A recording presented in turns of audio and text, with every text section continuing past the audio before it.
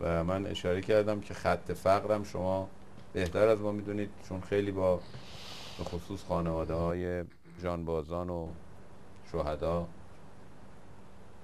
رضوان الله علیهم سر و کار دارید. بالاخره این فضای انتخابات و مسائل سیاسی و اینها تمام بشه، ما حداقل 12 میلیون نفر جمعیتمون فقیرن. شما به عنوان یه رئیس جمهور روحانی برای اینو چه کار میکنید؟ خونه شهادت تهران اینجاست. آقای کرباسچی یادآوری قضایی که میکنه بی اختیار خودش تحت تاثیر قرار میگیره، خیلی متاثر میشه. اون روزم در جلسه ای که آمدن و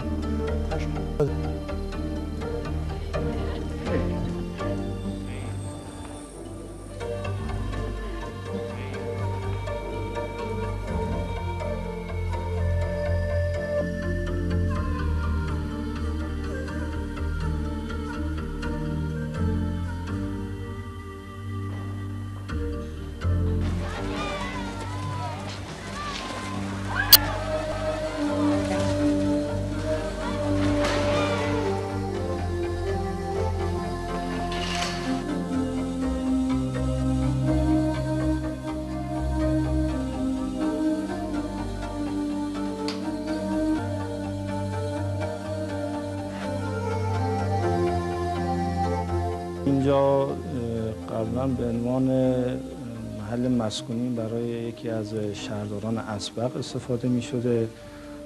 بعد از زمان ایشون در اختیار سازمان فرهنگی هنری شهرداری تهران به عنوان باشگاه نویسندگان و هنرمندان شهر.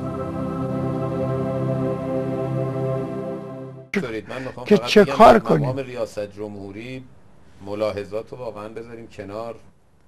اسم فقرا و عدالت آوردن راحته.